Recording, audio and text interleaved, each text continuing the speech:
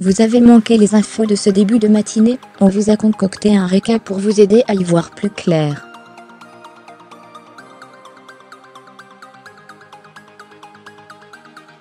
Montparnasse, toujours un train sur deux prévu lundi, l'électricité rétablie mardi au plus tard, pas d'amélioration en vue ce lundi, pour les voyageurs devant partir ou arriver à Montparnasse. La SNCF prévoit, comme dimanche, de faire circuler un train sur deux, 3 jours après l'incendie d'un poste électrique, mais Route annonce que l'alimentation électrique de la gare sera rétablie plus tôt que prévu, mardi soir au plus tard.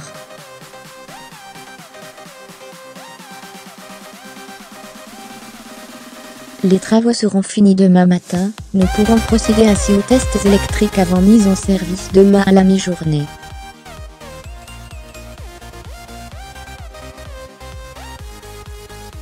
Si ces tests sont concluants, nous pourrons rétablir l'alimentation lundi après-midi.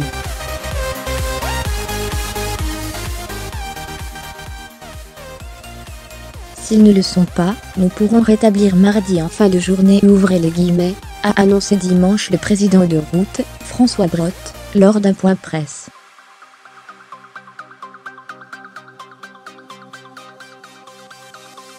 Harcèlement de rue, Marlène Schiappa annonce les premières amendes pour l'automne. La lutte contre le harcèlement de rue est la grande cause de ce quinquennat, répète Marlène Schiappa.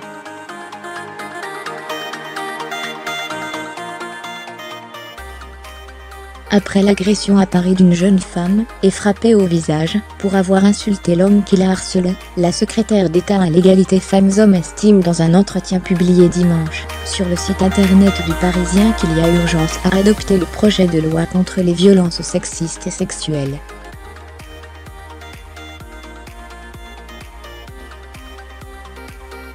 Voté en mai par l'Assemblée, celui-ci vise notamment à créer un outrage sexiste pour le harcèlement de rue, passible de 90 € minimum d'amende immédiate.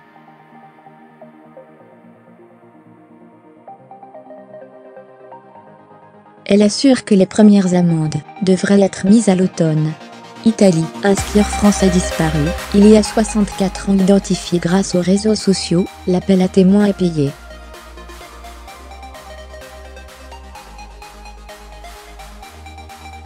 La police italienne a pu retrouver 64 ans après sa disparition, avec l'aide des médias et des réseaux sociaux, l'identité d'un skieur français mort en 1954 à Troyes.